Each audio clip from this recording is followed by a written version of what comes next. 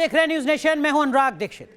आखिरकार 12वीं बोर्ड के छात्रों की कंफ्यूजन दूर हो गई। प्रधानमंत्री नरेंद्र मोदी की अगुवाई में कल हुई अहम बैठक में सीबीएसई बोर्ड की 12वीं परीक्षा को रद्द कर दिया गया। अब छात्रों को तय मानकों के मुताबिक रिजल्ट दिया जाएगा। केंद्र के फैसले के बाद अब राज्य शिक्षा बोर्ड भी 12वीं की परीक्षा रद्द करने पर विचार कर रहे हैं। तो वहीं गुजरात सरकार ने सीबीएसई की तर्ज पर अपने यहां बोर्ड की 12वीं की परीक्षा को रद्द कर भी दिया है, जबकि उत्तर प्रदेश सरकार भी इस बारे में जल्द फैसला ले सकती है। हालांकि सीबीएसई बोर्ड ने छात्रों को हालात सही होने पर परीक्षा देने का भी विकल्प दिया है। 12वीं की परीक्षाएं तो रद्द हो गई, अब आगे क्या होगा ये इस वक्त का बड़ा सवाल है। कैसे नंबर मिलेंगे, रिजल्ट कैसे आएगा, एडमिशन कैसे मिलेगा, अब आगे करना क्या है, ये वो बुनियादी सवाल हैं जो कल से लाखों स्टूडेंट्स और उनके पेरेंट्स के मन में उठ रहे हैं। इस खास शो में हम आज आपको इन्हीं सारे सवालों का जवाब देंगे। तो 5 तस्वीरें हम आपको दिखा रहे थे। दरअसल में इस देश में तकरीबन 14 लाख छात्र छात्रा ऐसे थे जिनको इसी फैसले का इंतजार था।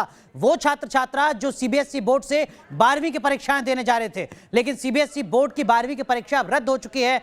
अब आगे क्या होगा, कैसे नंबर मिलेंगे, रिजल्ट कैसे आएगा, एडमिशन कैसे मिलेगा, अब आगे आपको क्या करना है, यही वो सवाल हैं जो कल से उन 14 लाख स्टूडेंट्स और उनके अभिभावकों के जहन में हैं। तमाम तरीके के सवाल सामने आ रहे हैं, तमाम तरीके के कंफ्यूजन भी हैं। इन सब पर बात करेंगे। हमारे साथ एक खास पैनल जुड़ेगा इस देश के जाने माने शिक्षाविदों का, जिनसे उनके अनुभव के आधार पर समझने की कोशिश करेंगे कि आगे का रास्ता क्या कुछ नजर आता है केंद्र सरकार के इस बड़े फैसले के बाद। लेकिन सबसे पहले यह रिपोर्ट देखिए।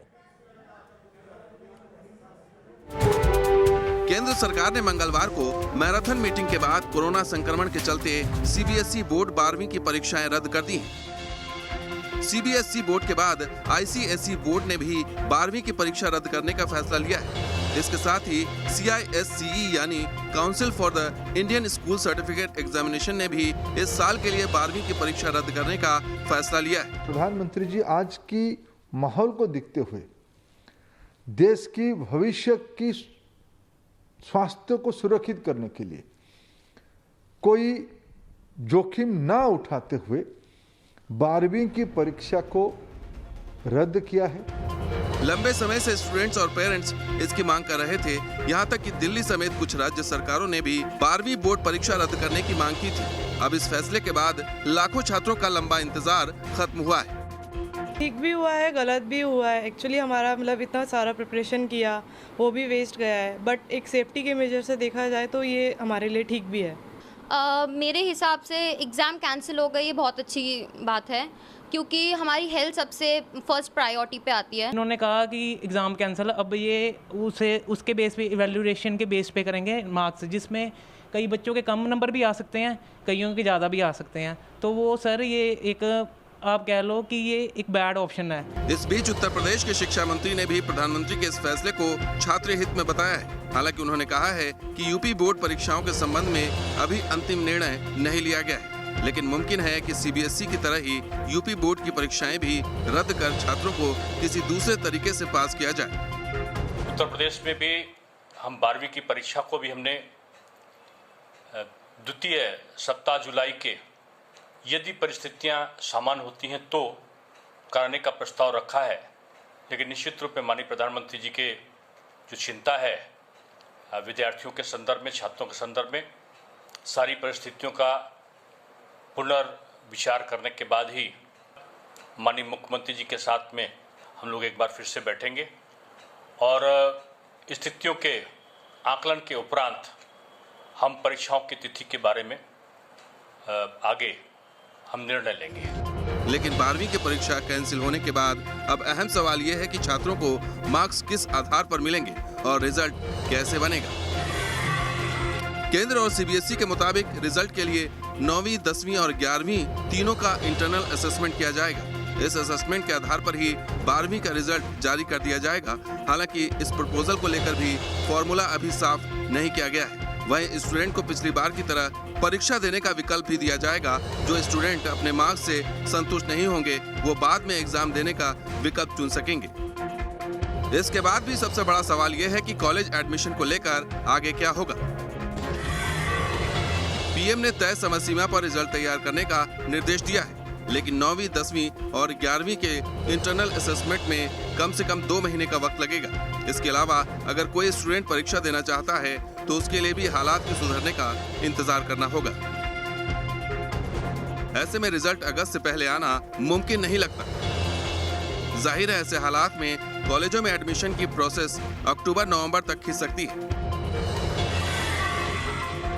इसी तरह इंजीनियरिंग और मेडिकल कॉलेजों में एंट्रेंस एग्जाम पर अभी कोई फैसला नहीं लिया गया है, लेकिन ये एग्जाम कैंसिल करना मुश्किल है क्योंकि 12वीं पास करने वाले छात्रों को अगर इन कॉलेजों में दाखिला नहीं दिया जाता है तो उनका पूरा साल बर्बाद हो जाएगा।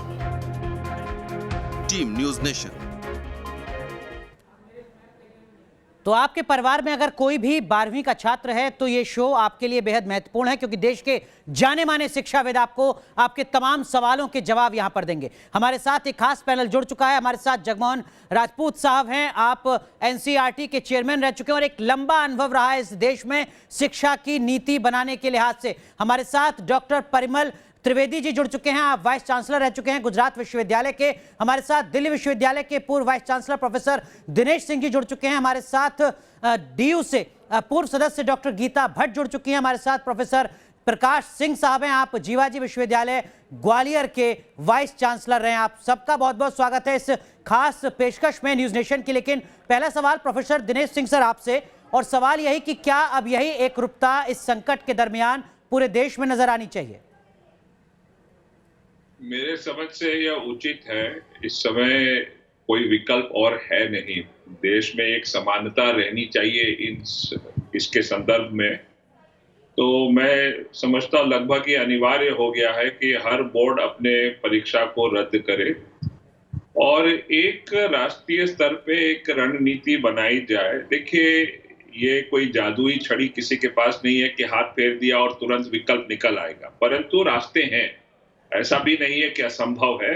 थोड़ा समय चाहिए, गंभीरता से सोचेंगे तो अच्छा रास्ता निकलेगा। इसमें तमाम तरह के विकल्प हैं, इन्हीं का कुछ तालमेल करना पड़ेगा जी। मेरे समझ से परीक्षाएं जो होने वाली थी उनके जो विकल्प हैं वो एक तरफ, उसी साथ साथ हमें विश्वविद्यालयों के जो दाखिले की प्रक्रिया है उसको थोड़ा टाल देना होगा, जिससे कि थोड़ा समय मिल जाए जिसमें एक अच्छा स्वरूप हम लोग दे सकें, बच्चों को भी संतोष मिले और किसी का कुछ नुकसान ना हो, संस्थाएं भी मजबूत बनी रहें। ठीक है। लेकिन प्रोफेसर दिनेश सिंह, आप कह रहे हैं कि जो ग्रेजुएशन के जो एडमिशन है, हायर स्टडीज के जो एडमिशन का जो पूरा प्रोसेस है उसको टाल दिया जाए, लेकिन सर कुछ शिक्षाविद होंगे जो कहेंगे कि देखिए इससे तो आपका सिलेबस पूरा नहीं हो पाएगा, जो हम पढ़ाते हैं छात्रों को 3 साल में या 4 साल में वो शायद अधूरा कहीं छूट जाए। क्या ऐसा कहीं संभावना, क्या ऐसे कोई डर? देखिए, इसके संदर्भ में मुझे 2 बातें कहनी है। पहली तो ये कि मैं ये थोड़े कह रहा हूँ अनिश्चित काल के लिए टाल दीजिए। मान लीजिए 3 महीना भी टाल देते हैं, मान लीजिए, मैं ये नहीं कह रहा कि ये निर्णय है। 3 महीना 3 वर्ष की अवधि में कुछ खा नहीं जाता सिलेबस का, नंबर 1।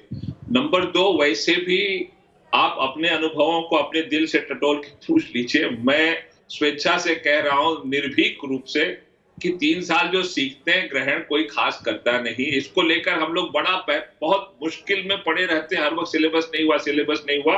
मार्क ट्वेन ने एक बड़ी गंभीर बात कही थी, ये सुनने लायक, मैं 1 सेकंड लूंगा, कि I did not allow my schooling to interfere with my education. अब आप समझ रहे हैं, जिसको हम एजुकेशन मानते हैं ये सिलेबस से बहुत ज्यादा नहीं उपलब्ध होता। मैं उसको नीचा नहीं गिरा रहा, उसकी महत्ता नहीं घटा रहा, परंतु इतना भी हम लोग को लेकर परेशान न रहें। ठीक है, बेहद अहम बात सर यहाँ पर आप कह रहे हैं, लेकिन कुछ सवाल भी हैं सर जो लोगों के जहन में है। पहला सवाल तो यही कि जब एग्जाम ही रद्द कर दिए गए हैं तो मार्किंग कैसे होगी? ये बिल्कुल उचित सवाल है और इसके मार्किंग के तरीके काफी हैं।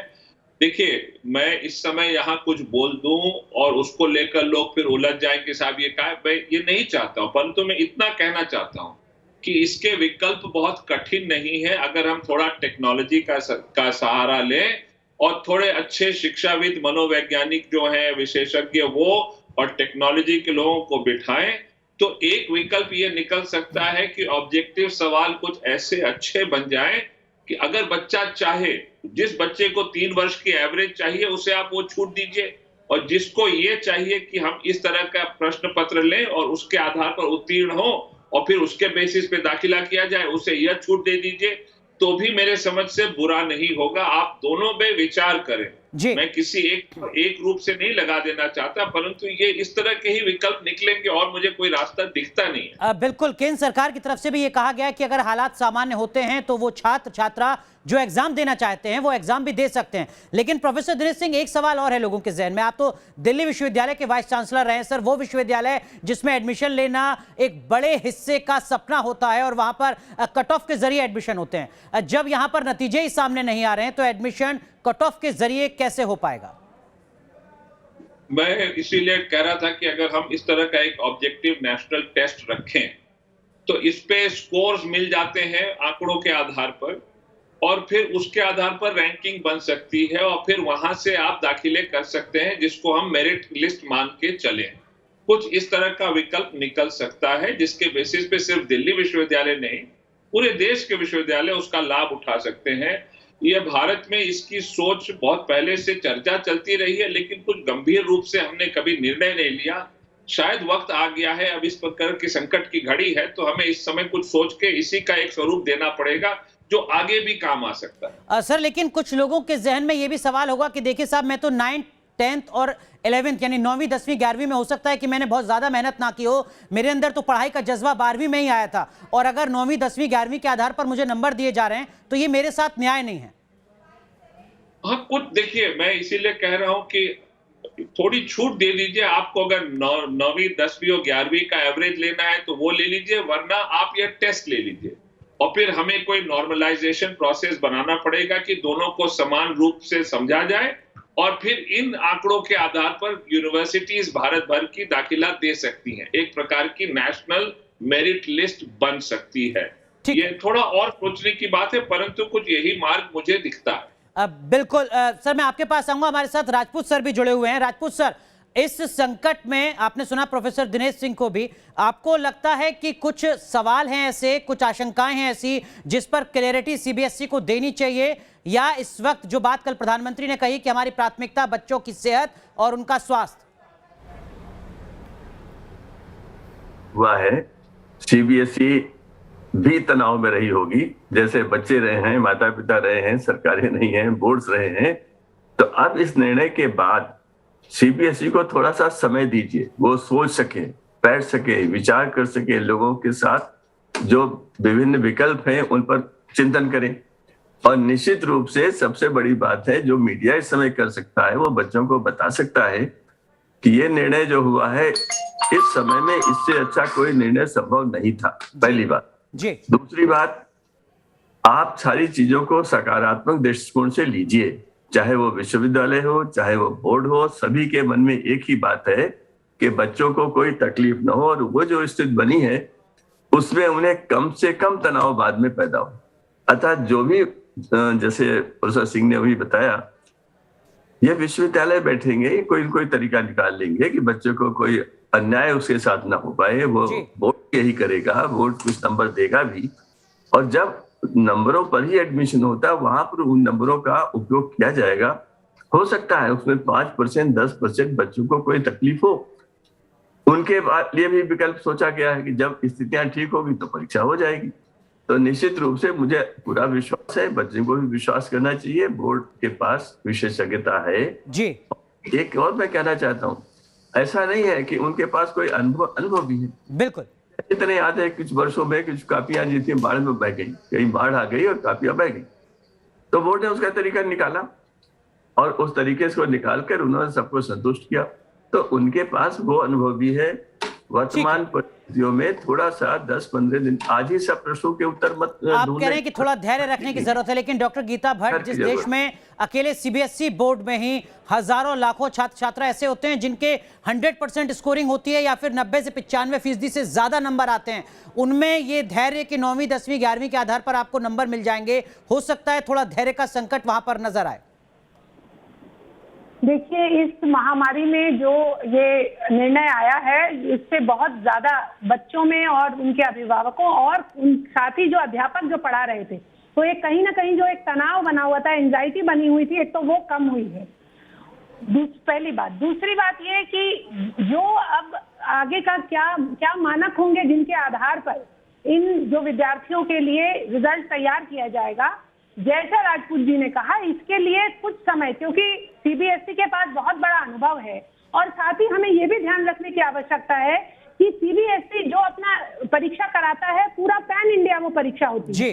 हर राज्य में परिस्थितियां अलग हैं, सुविधाएं अलग हैं और उन सब में भी एक जैसा जो परीक्षा है पूरे देश भर में कराने का कार्य करता है, तो उनके पास अच्छा अनुभव है इसका।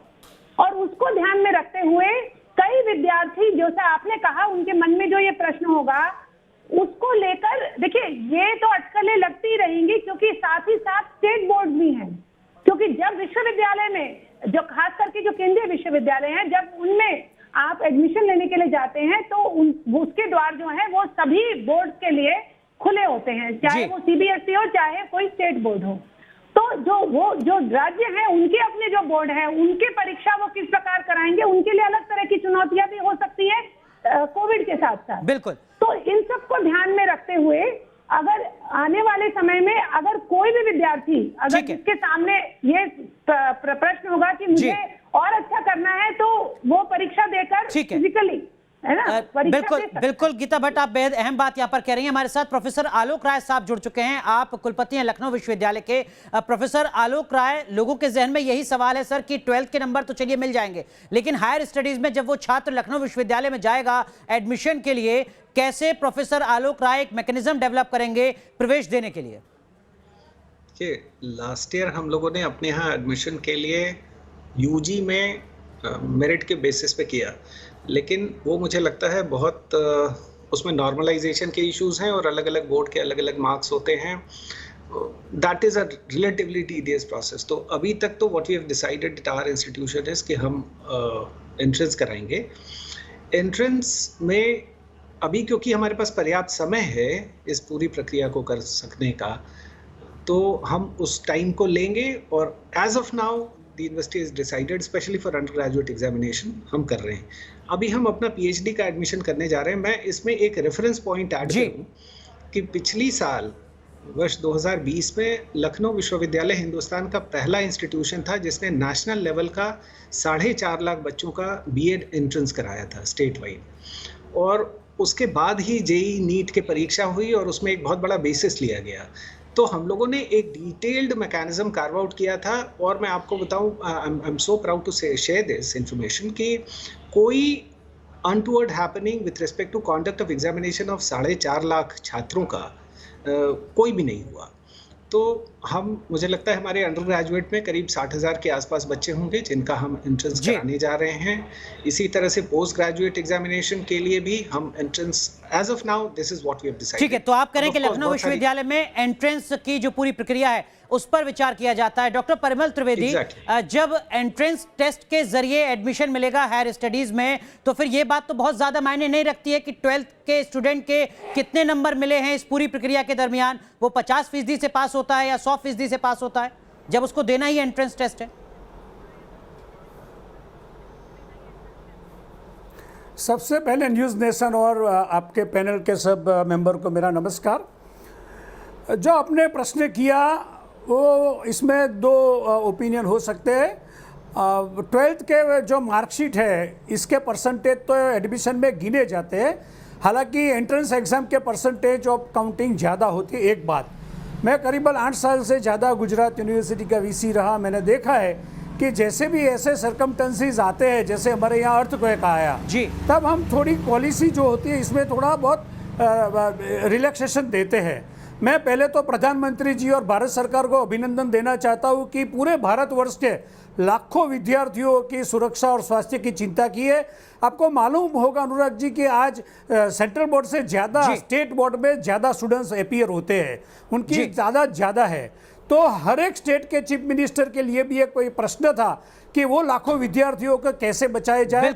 इस डिसीजन के बाद आप देखिए आज काफ़ी राज्य सरकारों ने भी ये डिसीजन लिया है और अपने स्टूडेंट्स को भी ये सुरक्षा कवच दिया है। बिल्कुल, गुजरात सरकार ने मेरा जो अनुभव है एजुकेशन में, मैं लगता है कि भारत सरकार जी भारत सरकार अभी ये फैसिलिटेटर के रूप में आ रही है, नहीं कि रेगुलेटर के रूप में, तो ये बहुत ही बढ़िया काम है। ठीक है, प्रोफेसर प्रकाश सिंह सर, आपके दिमाग में क्या कुछ सवाल आते हैं इस फैसले के बाद? क्या आपको लगता है कि इससे जो 12वीं पास आउट करने वाले स्टूडेंट्स हैं उनके करियर में मुश्किलें बढ़ने जा रही हैं या उनके लिए एक बहुत बड़ी राहत है? देखिए, मैं तो सबसे पहले सभी को मेरा नमस्कार स्वीकार हो। प्रोफेसर राजपूत साहब हैं, बहुत शिक्षाविद, बहुत माने हुए शिक्षाविद हैं। मेरा ये मानना है कि आज जो हमारी परीक्षाएं होती हैं उसका करीब 70-80 साल पुराना एक पूरा का पूरा सेटअप डेवलप किया है। इसी से नया इवोल्यूशन होगा, परीक्षाओं में भी विकास करना पड़ेगा। आज हम इंटरनेशनल अगर मानकों को देखें तो हमारा जो परीक्षा लेने की पद्धति है बहुत पुरानी पड़ चुकी है और इन्हीं से हमें उसका विकास होगा, उसमें आगे बढ़ेंगे। एक हमारे माइंड में एक परसेप्शन हो गया कि 12वां पास करेगा तो उसका एडमिशन कैसे होगा, इसी में से सब चीज़ें इवॉल्व होंगी। जब तक उस तरफ हम सोचेंगे नहीं तब तक मैं नहीं समझता हूं कि उसका इवोल्यूशन होगा। बिल्कुल, कहीं भी इस प्रकार की परीक्षाएं जिस प्रकार से हम लोग लेते हैं साउथ ईस्ट एशियन रीजन में, कहीं भी विश्व में इस प्रकार कहीं परीक्षाएं नहीं ली जाती। तो आप बेहद अहम बात यहाँ पर प्रोफेसर प्रकाश सिंह कह रहे हैं, आप कह रहे हैं कि अब नए सिरे से हिंदुस्तान के शिक्षा के नीति निर्माताओं को भी सोचना होगा। कोरोना के इस कहर ने एक मौका दिया है, कम से कम इस एंट्रेंस की जो पूरी प्रक्रिया है, पद्धति है, इस पर नए सिरे से विचार किया जाए। लेकिन सर कुछ सवाल और हैं। वो छात्र हिंदुस्तान के जो विदेश में जाकर पढ़ना चाहते हैं, वहां एडमिशन लेना चाहते हैं, उनके लिए इस फैसले का क्या कुछ असर होगा? जेईई मेंस जैसों के लिए क्या कुछ प्रावधान किया जाएगा, ये भी हम समझेंगे। एक छोटा सा ब्रेक, बड़ी कवरेज लगातार जारी है, खास पैनल हमारे साथ बना हुआ है, तुरंत हाजिर होते हैं।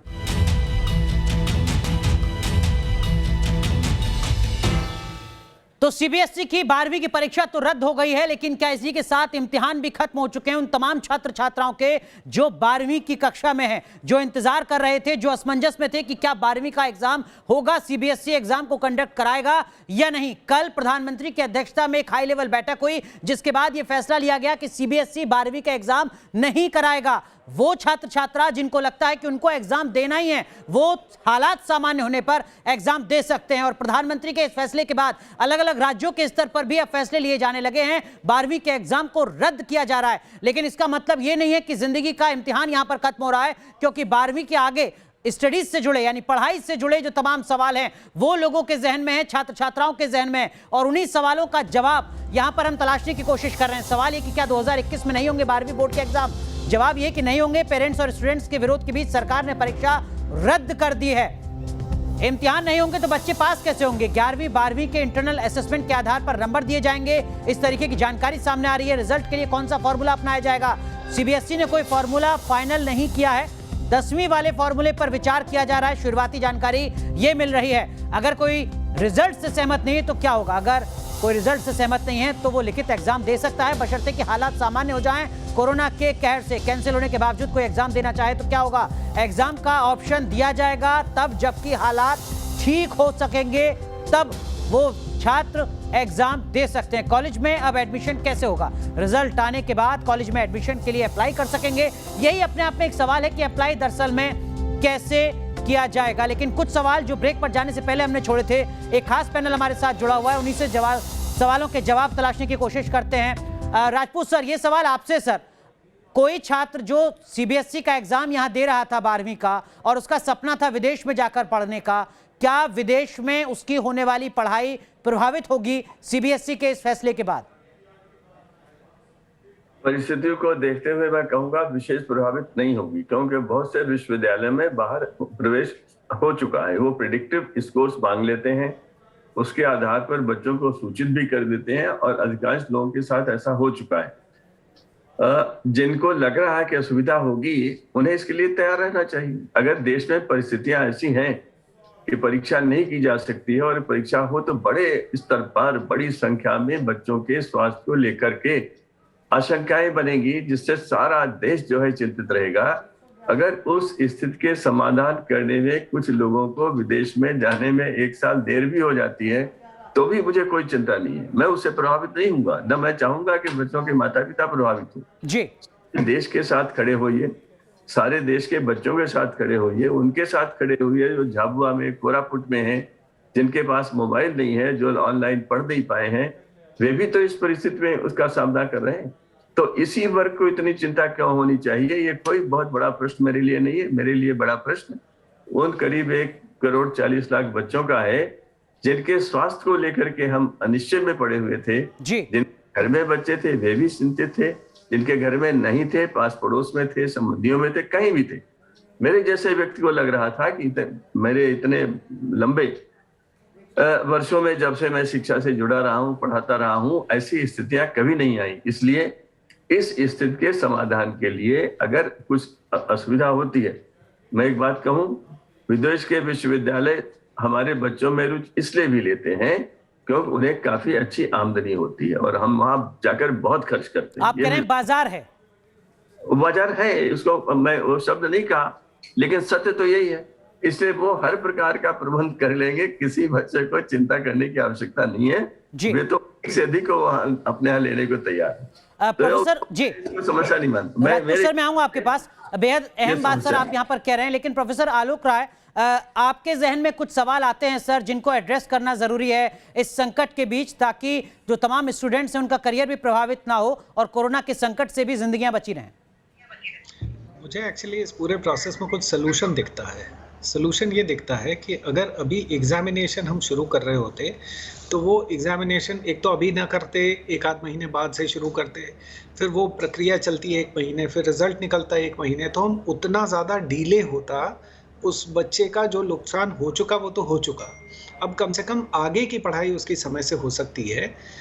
मेरिट मार्कशीट तो बनेगी, ऑफ कोर्स उसके पैरामीटर्स को मोडालिटीज कार्व आउट कर रहे होंगे, उस मार्कशीट के बेसिस पे उसका फर्दर आगे एडमिशन हो सकता है। जो इंस्टीट्यूशन, जो यूनिवर्सिटीज़ मार्कशीट के बेसिस पे करती हैं वो मार्कशीट के बेसिस पे करेंगी, जो एंट्रेंस के बेसिस पे कर रहे हैं वो एंट्रेंस के बेसिस पे करेंगे।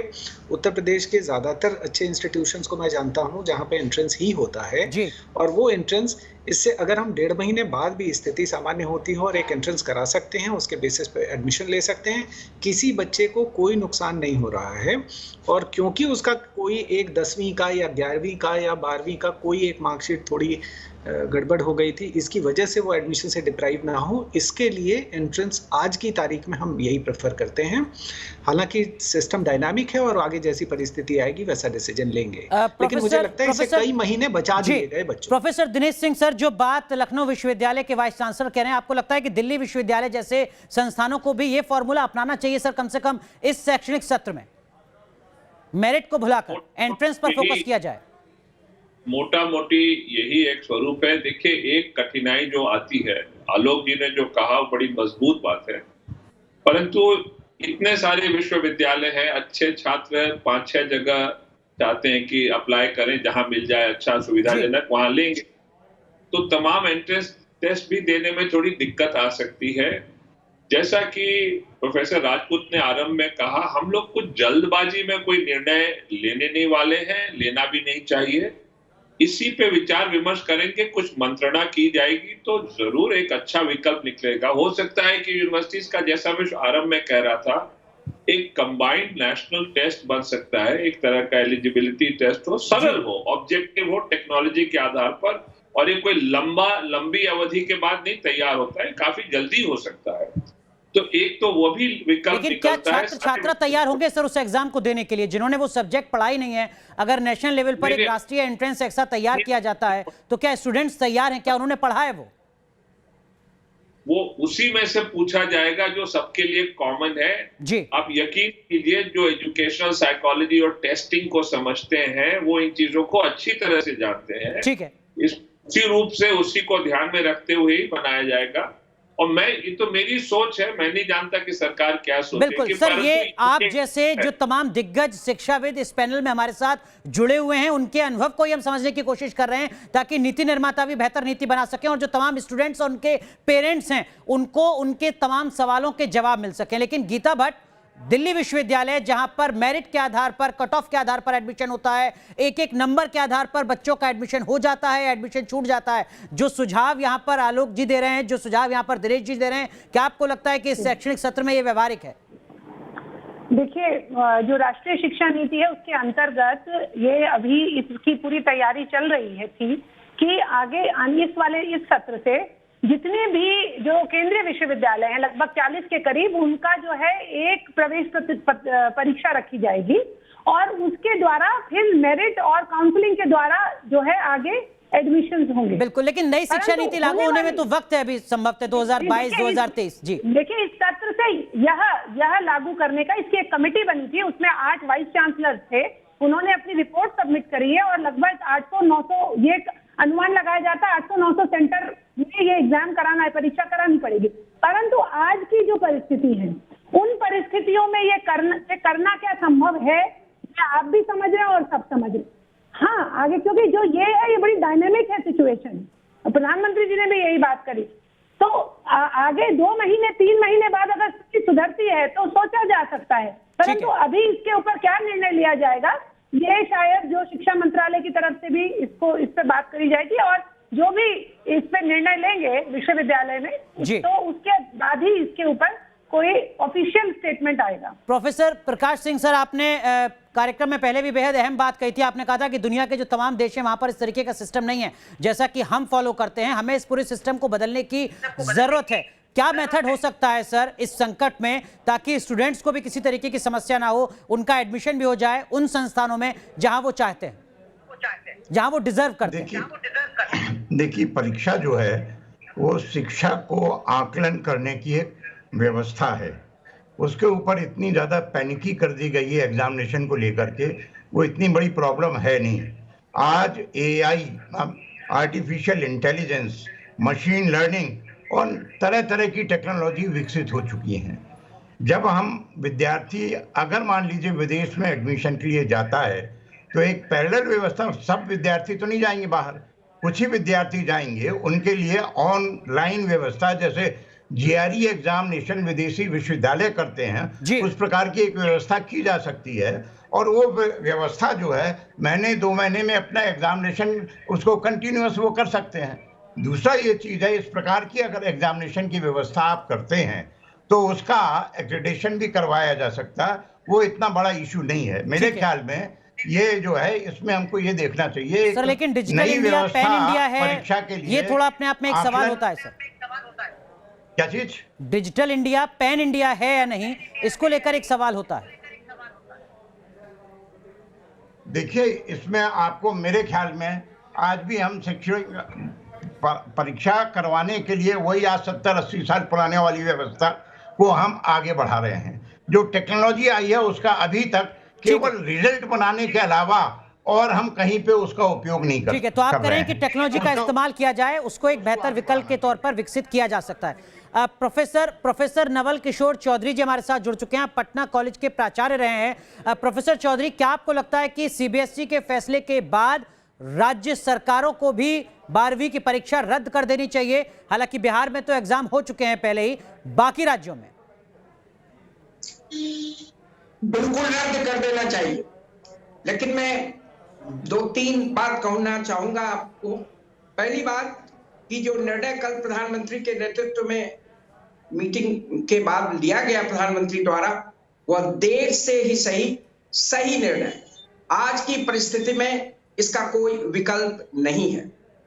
दूसरी बात, क्या आधार होगा मार्किंग का, तो उसके संबंध में मेरी राय है कि इंटरनल असेसमेंट, जितने स्कूल्स हैं, प्राय सभी स्कूल में कोई न कोई व्यवस्था रहती है, साल भर परीक्षाएं ली जाती हैं, इंटरनल असेसमेंट होता है और मैं मानता हूं कि टीचर्स आर द बेस्ट जज ऑफ द स्टूडेंट्स मेरिट। आज तक हमने एक तरीका अपनाया था कि साल के अंत में कुछ घंटों में साल भर की पढ़ाई को टेस्ट करके उनको रैंक करते थे। जी, हमको पहले से इस पर विचार करना चाहिए था, कोरोना के अलावा भी, कि उसके कई नुकसान होते रहे। आज जब यह परिस्थिति पैदा हुई है तब तो हमारे सामने कोई दूसरा विकल्प नहीं है कि इंटरनल असेसमेंट के आधार पर हम उनको मार्क्स दें। तो आप कह रहे हैं कि इंटरनल असेसमेंट सबसे बेहतर है, अपने अध्यापक पर छात्र छात्राओं को भरोसा करना होगा, यही एक बेहतर विकल्प है जो संभव है, जो होता रहता है। लेकिन इस बीच 12वीं परीक्षा रद्द होने पर अलग अलग राज्यों के 5 राज्यों के शिक्षा मंत्रियों का क्या कुछ कहना है, ये आपको सुनाते हैं।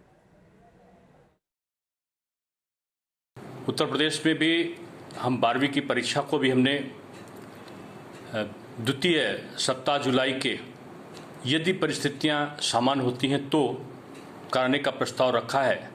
लेकिन निश्चित रूप में माननीय प्रधानमंत्री जी के जो चिंता है विद्यार्थियों के संदर्भ में, छात्रों के संदर्भ में, सारी परिस्थितियों का पुनर्विचार करने के बाद ही, लेकिन हम पूरे प्रदेश का एक बार फिर से अवलोकन करने के बाद स्थिति का माननीय मुख्यमंत्री जी के साथ में हम लोग एक बार फिर से बैठेंगे और स्थितियों के आकलन के उपरांत हम परीक्षाओं की तिथि के बारे में आगे हम निर्णय लेंगे। कोरोना की सारी स्थिति को देखते बच्चों के स्वास्थ्य की चिंता करते उन्होंने 12वीं का पेपर स्थगित कर दिया और अब उसके बारे में किस प्रकार से निर्णय लिया जाएगा वो भी विचार विमर्श करके उसके बाद निर्णय लिया जाएगा कि किस प्रकार से इंटरनल असेसमेंट से लेंगे निर्णय, क्या लेंगे, तो वो अभी लेना है निर्णय। तो उसके बारे में भी नहीं है क्योंकि अभी तक तो यही खबर आई है, तो उसके बारे में विचार करके उसके बाद निर्णय लेंगे। बिल्कुल सही है आपकी बात, लेकिन जिस प्रकार से अभी पेपर कैंसिल किए गए हैं तो उसके बाद इसका क्या प्रारूप रहेगा उसका निर्णय इसके बाद किया जाएगा और हम बैठ के इसके बारे में बातचीत करेंगे, माननीय मुख्यमंत्री जी के साथ बातचीत करेंगे क्या इसका तरीका रहेगा, तो उसकी जानकारी हम जो है बाद में देंगे आपको। मैंने आकलन किया है लगभग 80 से 85% बच्चे चाहते हैं कि उनको हिस्टोरिकल रेफरेंस पे प्रमोट किया जाए, उनका असेसमेंट किया जाए। 10 से 15% बच्चे ऐसे हैं जिनका फोकस बोर्ड की तैयारी पे था या इस बात की तैयारी पे था कि वो कंपटीशन की तैयारी कर रहे थे और सोच रहे थे कि प्री बोर्ड वगैरह ठीक है, कोई बात नहीं, हम बोर्ड में थोड़ा सा मेहनत कर लेंगे और अल्टीमेटली हमें कोई कंपटीशन देना है। वो अगर चाहते हैं कि हमें अपने 12वीं के रिजल्ट और बेहतर करने हैं तो उनको एग्जाम का ऑप्शन दिया जा सकता है थोड़े दिन बाद। निश्चित रूप से हमने सभी राज्यों के कैसे वो परीक्षा आयोजित कर रहे हैं उसके बारे में हमारा तालमेल था आपस में।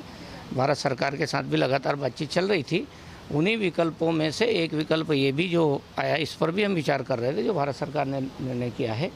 परंतु जो ज़्यादातर विद्यार्थियों से जब बातचीत हुई थी तो वो चाहते थे कि परीक्षा हो जाए, लेकिन साथ में भी चाहते थे कि अनिश्चितता समाप्त हो जाए।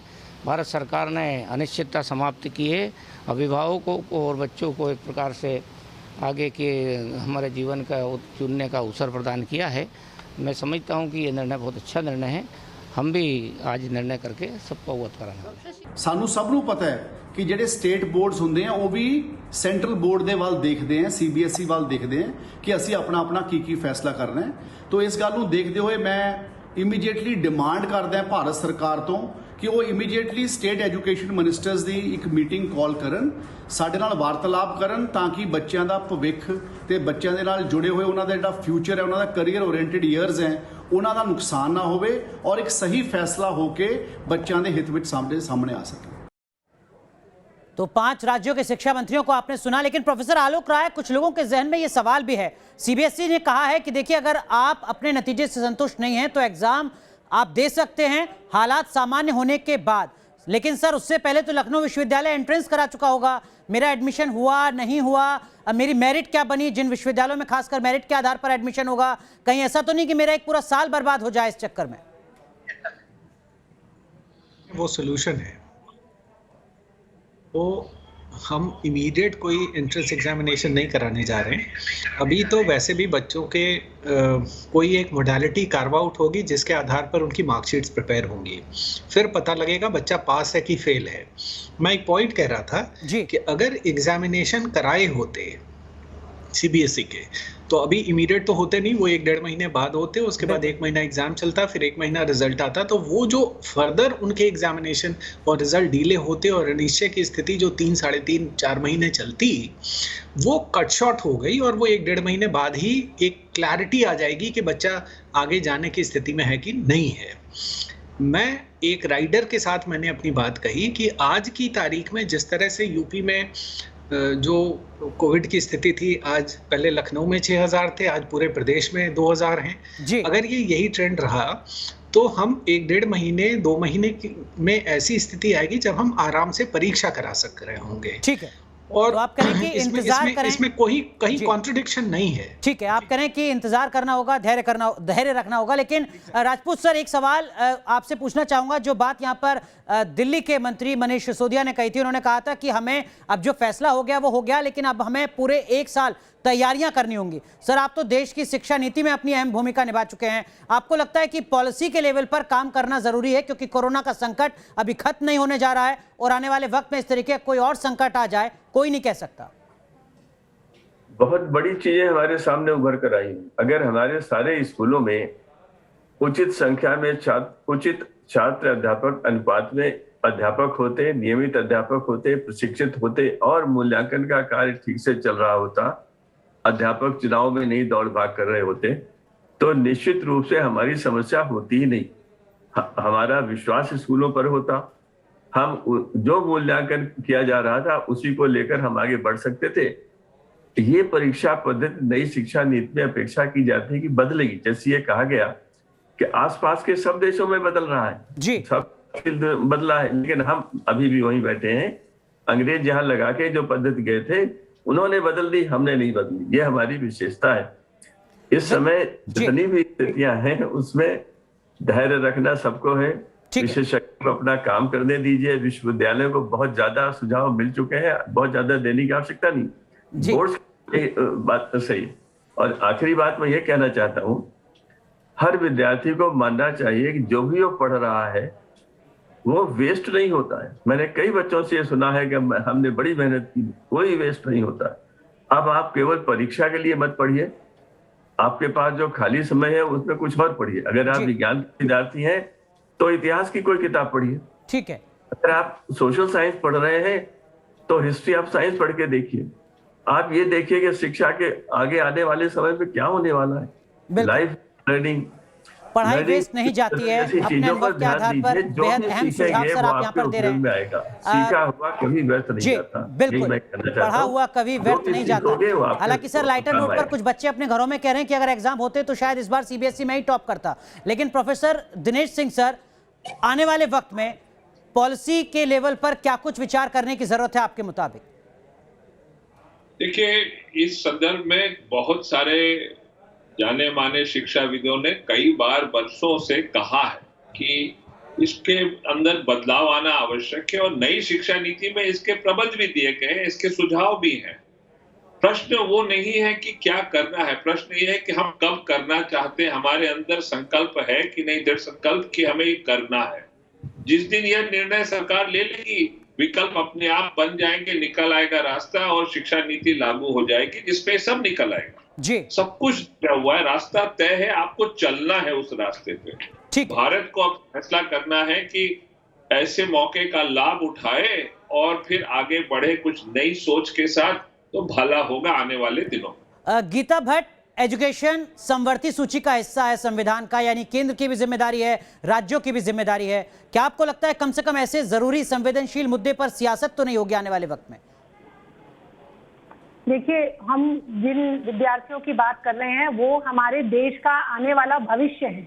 इसलिए इस भविष्य की, हमारे अपने भविष्य की चिंता, देश के भविष्य की चिंता हम सबको मिलकर करनी है। और ऐसे विषय, ऐसे संवेदनशील विषय पर जहाँ की विद्यार्थी, हमारे जो आज के युवा हैं, जो कल के हमारे भावी नागरिक हैं देश के, उनके विषय से जुड़ी हुई है और उनकी शिक्षा के विषय से जुड़ी हुई है। इस पर कोई भी, मुझे नहीं लगता कि राजनीति इस पर होगी और सभी राज्य भी संवेदनशील होकर विद्यार्थियों के हित में ही निर्णय लेंगे। चलिए, तो राजनीति ना हो ये उम्मीद जरूर की जाती है। वक्त इस तरीके का है, हालात इस तरीके के हैं कि संवेदनशीलता के साथ, एक ठोस नीति के साथ तमाम राज्य आगे आए इस तरीके के फैसले के साथ। बहुत बहुत शुक्रिया आप सभी देश के जाने माने शिक्षाविदों का जुड़ने के लिए और छात्र छात्राओं और उनके अभिभावकों के जहन में जो तमाम सवाल थे उन सवालों के जवाब देने के लिए। लेकिन अब हम आपको राज्य दिखा रहे हैं, बोर्ड दिखा रहे हैं जहां पर फैसला लिया गया है 12वीं को लेकर। सीबीएसई की 12वीं की परीक्षा नहीं होगी, आईसीएसई की 12वीं की परीक्षा नहीं होगी, हरियाणा में 12वीं की परीक्षा नहीं की जाएगी,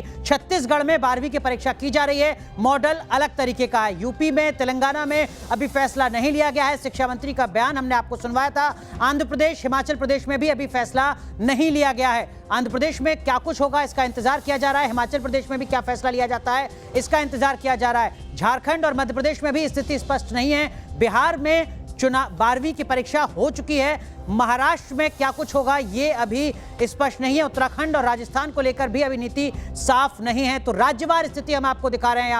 यहाँ रुक रहे हैं कुछ देर के लिए, लेकिन इससे जुड़ी हर खबर, हर अपडेट न्यूज नेशन लगातार आप तक पहुंचाता रहेगा। एक छोटा सा ब्रेक ले रहे हैं, लेकिन ब्रेक के बाद LAC पर ड्रैगन की साजिश एक्सपोज।